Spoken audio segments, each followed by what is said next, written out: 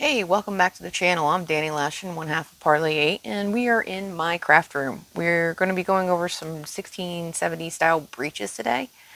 I've been making different things over the last couple weeks, including a style of these breeches that kind of bastardized and made work for what I needed to do.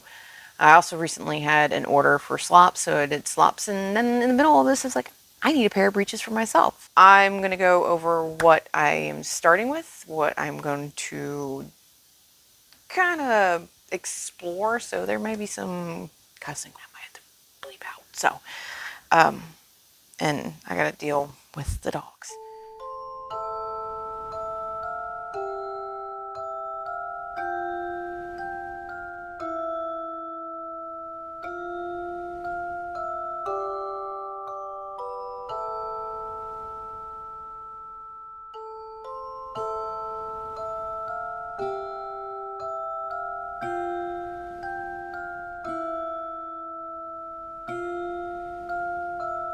So I am using actually the Reconstruction History pattern 706. This is the 1680s 1730 breeches and sailor slops.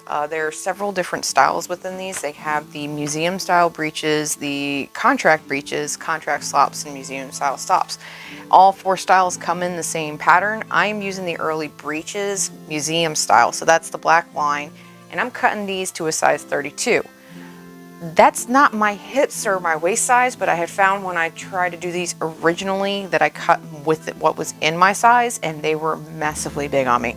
So big that they actually fit ballast. If you ever see him wearing striped pair of breeches, those were meant to be mine, and they are now his. So it's just trial and error. I don't do a lot of linen mock-ups when I do this kind of stuff. I'm more of a let's go and do it type of person. So that's what's happening again with this today. I'm just cutting out from extra fabric that I had, and we're gonna go with it. This is the diagram of number 16 of the coat and breeches from around 1680, 1690. So these breeches are similar to what is in the 1680, 1730 pattern. There is no part for where the button actually overlap, and the same thing for the fly. It does have a waistband and it does have knee bands. So when I get into the fly and the button part of the breeches, this is going to be a bit interesting. The pattern for the 706 style does not actually have a knee band. It has a waistband, and it does come with a fly cut. But like I said, we are going to follow this style and see what we can make from this to match that with the skills that I've been slowly picking up. And that's where we're going to get started. So doing these type of, I would call them tests and challenges, for me, it makes me understand more of how a garment works, whether it works or not. I am not lining these breeches. These are going to be mostly because of summer. We do a lot of events in the summer. So I'm not lining these. These are incredibly thin. Red I picked is to match my waistcoat. I wear a maroon red paisley style waistcoat. It's a waistcoat. It's a long style with split back. You guys see me wear it a lot, and I wear it with this blue linen shirt. This is a new shirt. Now we got to make the breeches because I'm always wearing slops. So going by my notes that I had in there, I'm not getting a fly on here, and there are no bands along the legs for the buttonholes. So we're going to be kind of feeling this out as we go through it, what it's supposed to be. What I'm going to do first is start to build the body of this and get the waistband on, and then figure out what I need to do for a fly based off of the pictures, and we'll go from there.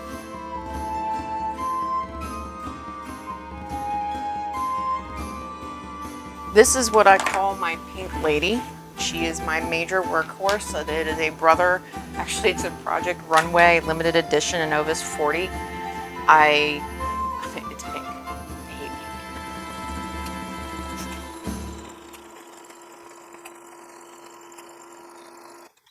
pink. Okay, so my back seams are now together, which obviously pretty simple. One seam up the butt, literally. So we are gonna go to 7 inches to the bottom, which should give enough space for 7 buttons according to the pattern.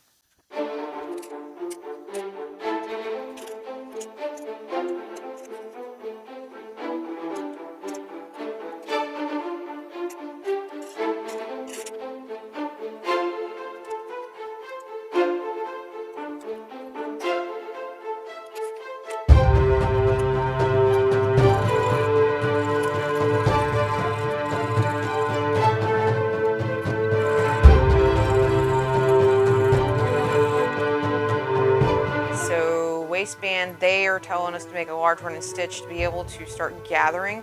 I am not a huge fan of gathering. It's actually a pain in the ass when it comes to the gathering stage, and they rip. So I actually hand pleat. I'll start pinning everything up, I'll make the marks, and I hand pleat. One thing I am going to do before we get started on this is I like to serge all of the ends of anything that's not lined on the inside. So I have a couple seams here. I'm going to run through the serger and we'll get them serged up. I do currently have white on my serger. Those are the two main colors I use, is white and black. So I am going to do that, and then we'll continue on with the waistband.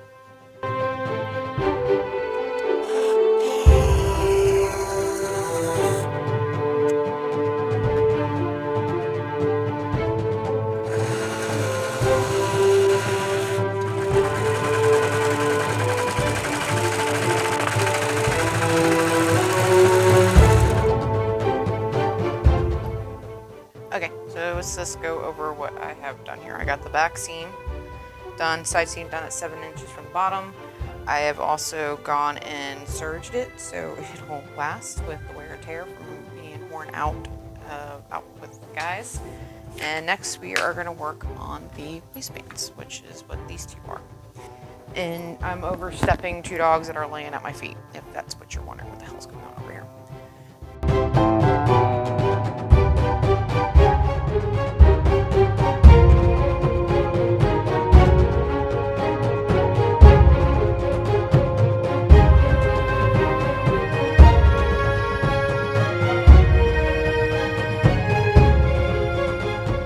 So interesting tidbit about following these directions and looking at it is obviously the back waistband is going to have a gap in it with an eyelet for you to be able to kind of sew it up. I'm not even sure if it says eyelet in the book, so I'm going to refer back to my copy of the cut-a-mend, and it shows one eyelet. Okay, so it does have one eyelet. What's interesting is the knee bands do not have a button on them. So the one thing I wish that the cut-a-mend actually had was going a little bit more detail explaining. And you know, you see the pictures, you kind of have to guess off of it. Well, a lot of my notes are, but building it and actually creating these things, it's annoying trying to figure it out because the construction steps on these are not very clear. You know, you're told where to take your measurements and all that. And I'm making French fly, say that 10 times fast. I'm making French fly breeches, not fall front breeches. Doing that one because it's time period we do when we go into our reenactments during the Golden Age piracy, which is anywhere between 1680s and 1715s. And really, when you start looking in the early teens of the 1700s, they still wore a lot of the same clothing they did back in the 1680s. Really go look in your closet. How much of your clothing do you still own from 20, 30 years ago? You don't want to go look at mine because almost all my clothing is still from 20, 30 years ago. I just don't like going clothes shopping, so I try to make my own stuff. Now I'm trying to figure out what to do for the back. And what I think I'm going to do is kind of stick with the style of it because it'd be so much easier if I had an actual pictures with these. From what I'm gathering here, get it? Haha, gathering. I'm going to pin them up. I have my gatherers going towards the side seam because that's typically what I do. I like the way it looks. And again, this is a lot of me figuring things out as we go. So I'm gonna get these pinned up to fit. I got the raw edge of the band to the raw edge of what would have been the seam where I serged, so that when it folds over, that the length of it will kind of line up with the rest of the waistband. Also, that came with this pattern was very thin and I wasn't a huge fan of it, so I added an extra inch onto it to account for the 1/4 inch seam allowance, because the size that was within the pattern made sense, but once you added the seam allowance, it didn't. What I did is I added just an extra inch, so when it folds over and I have that 1/4 inch seam allowance, this will be the waistband instead of this tiny ass little thing that was just a pain in the butt to sew on. All right, side one is pinned. I'll work on side two.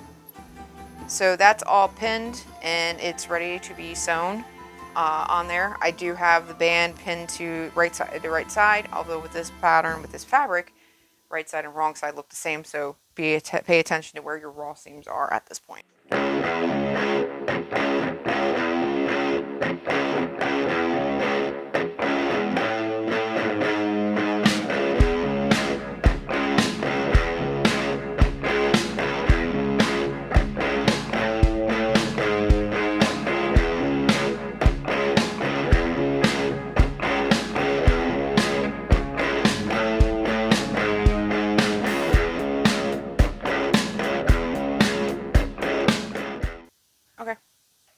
So now that that part's done, I need to fold it in half and then press it under so it's over the seam there. And I'm going to do a blind stitch, or basically I'm going to come in and I'm going to stitch within the seam here to be able to get the waistband down. So next is now more pinning.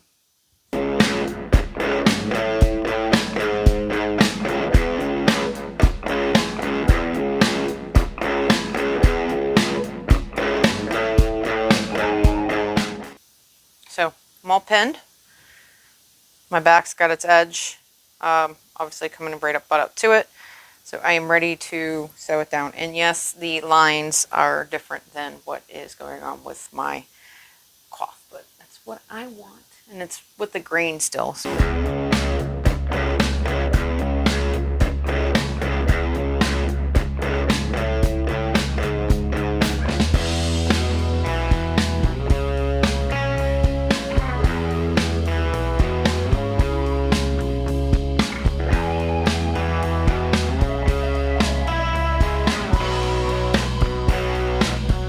So there you have it. There's my inside waistband. I actually think it came out really good. It's got some structure to it now that I put the interfacing on it. So I'm really happy with how this came out. And it's a decent width. The finished width is, yeah, it's 1.25 inches, which I think is a lot better than what the other band I had. I think the other band, when I did it, ended up being like 3/4 of an inch, which was just, I didn't like the way it looked. And that might be just because we got 20th century notions when you're doing these things. But the pleats came out pretty good. They're by the center seam here. So I got some small pleats here and here. This, just need to clean this up with my scissors. Wherever they went. Out of reach. Grab another pair of scissors. I got scissors everywhere. So we're going to trim, clean that up before we get started on the other side. I just want to clean. I like to clean my threads as I go, so I'm not sitting here buried in thread. Now on to the next side.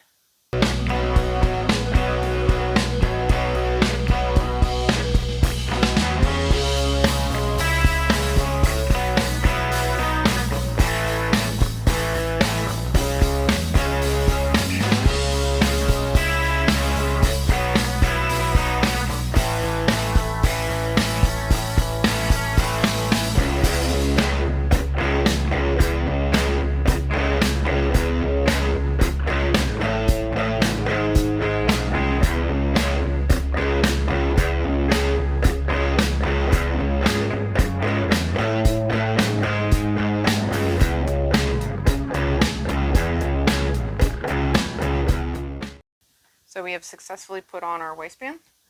I have also top stitched down the back seam, which you really can't tell. Came out really well. I'm going to clean this up and then we'll part, because that's going to be the inner legs. Actually, that's part of this. I think I got to get those sewn down as well. But we need to figure out how that front fly is going to work. Clearly, they already said that these can be over, you can have the buttonholes on this piece and have it overlap. It ain't that big of a deal. I'm assuming that's what it's going to be for the front fly, but that's something we got to look at too next. So yeah, in the excitement of me doing this, I kind of forgot to do the front seams. So I'm pinning those right now, and I will get those sewn up. And my dog steals the chair. I don't need it.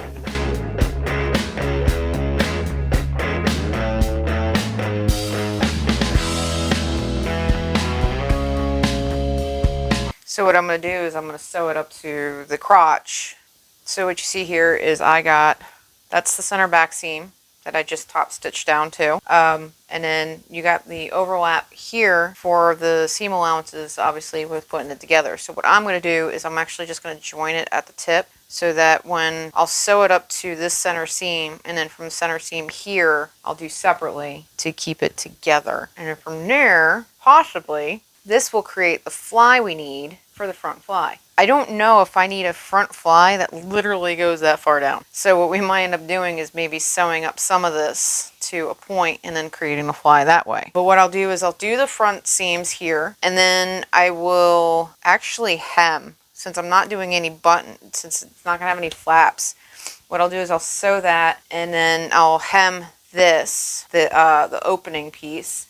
And then I got bands that are supposed to be for the legs to go at the bottom, and I'm going to attach those next. These are probably longer than needed. I did cut them longer so that I can line them up and do it.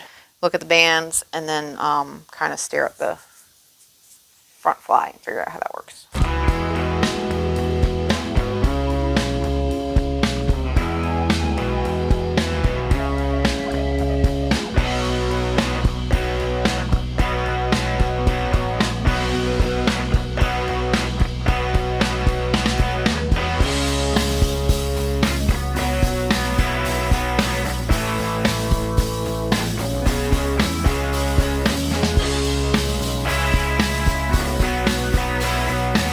Now hem the slots, and it's really just a quick fold over.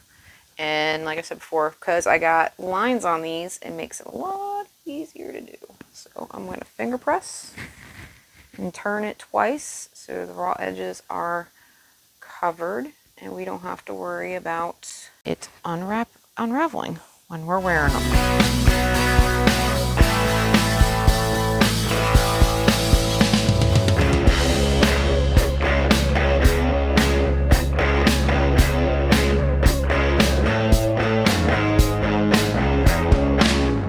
So after thorough research, I have found that, and trying them on, I found this picture off of V&A. So the plan is now is where this pin is where I tried it on, and based off the pictures and how I feel it should fit, I am going to sew from here to here. Then I am going to serge the legs, hem this. So I'll bring this in, fold it over for the buttonholes. And then in the legs, I'm going to end up doing is banding this with my band that I made just for decorations. And it's not going to have a buttonhole or anything. I'll have buttonholes on here. They use 7. I might go less depending on the size of the buttons I end up using. But I did try this on, and these are tight in my legs. This part is. I can't really get them around my calves, which is fine. Like I said, the whole point of me doing this was to be able to test it out, understand the pattern. I've made this at least twice before, and I've always struggled with it, as long with the slops. But it's a learning experience, and that's what this was meant to be. These will be fine during the summer anyway. I probably won't want these buttoned.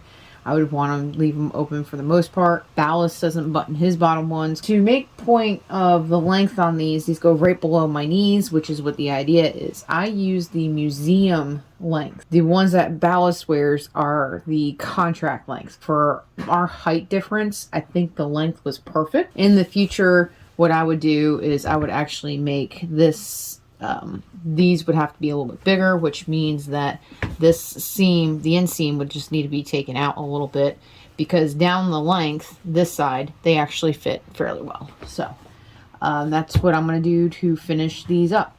We're going to pin around the edge and do something similar we did with the waistband.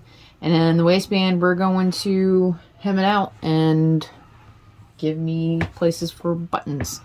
So that's what we are going to do.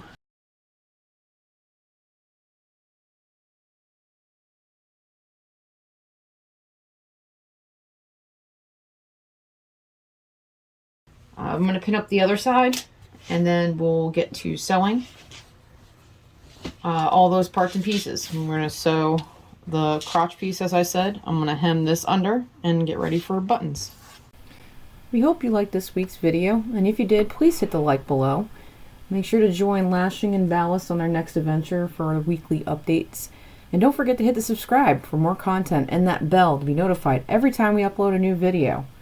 And what about you? What pattern has found you stuck scratching your head, wanting to throw the book out the door? Let us know in the comments. Till next time, fair winds and following seas. So I completed my breeches, and I actually got to wear them to the induction ceremony at Order of Leviathan. Prior to, I did put them on, did find that they were kind of tight, didn't actually button them up down here where the legs are when I first did it. So it wasn't actually till we got the induction ceremony meet and greet where I realized that sitting was way uncomfortable in these things. Based on that, I love the material on these, and it looked really good with my blue shirt and my red waistcoat and my frock coat. I really actually like wearing breeches, not wearing slops all the time. I don't feel like I'm being swallowed up on my slops because I'm a smaller stature, so this is something that I really liked, and I'm actually in the process of making another pair based off of how these fit. So I made these the museum breeches, which are a lot shorter than the contract slop breeches, which what the reconstructed history pattern calls it. What you see here is I've already started going through the fit, and what I did was I took the pattern and went with the contract breech length and width. Well, the length is actually longer down here by another 2-3 inches, and it's this additional piece here because I was losing circulation in my legs about here. This is about mid-thigh, and it was cutting in, and it was also yanking this towards my knee instead of the side of my leg. So the fit in the crotch area was way too tight. It was too V. You can see this is the new, and then this is the other one, and it's just very tapered, and it just didn't fit right. The other thing I had noticed is that it wasn't fitting in the seat of the pants very well, and that's because I ended up gathering it right at the hip instead of at the butt. So I took the waistband off and regathered it at the butt, and I put these on with the half fixed and half not fixed, and it's amazing how much better they fit on this side than this side. So that's what the plan is right now. I am going to remove, as it's not completely ripping them apart, which is nice. I'll be able to reuse material and all that. And you can't even tell this fix when I wear them because it's on the inseam of my leg. I just need to cut a new band to put on. I already redid the buttons on this side because at the meet and greet, I went and tried to make it work and scoot the buttons in closer to the edge so it wouldn't hurt so bad. So I got to cut these off, move them back in here. I already ripped the leg band off here. I have to rip the inside of the inseam here, which does take a little bit longer because I serged this. This is actually a really light ticking cloth, which is why I really want to keep these. I don't have enough material for another set to make ones in the right size. So this is going to be great during the summer. And then I'm going to come up here and rip the band from here all the way back to probably here on both sides, and then regather it back here so that it will, the bagginess will be in the seat of the pants. The last thing I'm going to do is that the pattern and the diagram in the cut 'em in only showed 3 buttons. Well, there's a little bit of a gap here, and if you see, I have a safety pin that I had put on here to keep it closed during the event. So I am going to sew this closed up to just above the pin, and that will handle what I need for this. This is the amount of fabric that I am adding to add ease into my leg, and what I'm pretty thrilled about, I almost got it to line up exactly. We'll see how well the other side lines up, but I'm planning on wearing these Monday. We have a speaking engagement, so they got to get done this weekend. I really want to wear them. I'm really excited that I actually got breeches that are historically cut accurate. It's pretty cool. So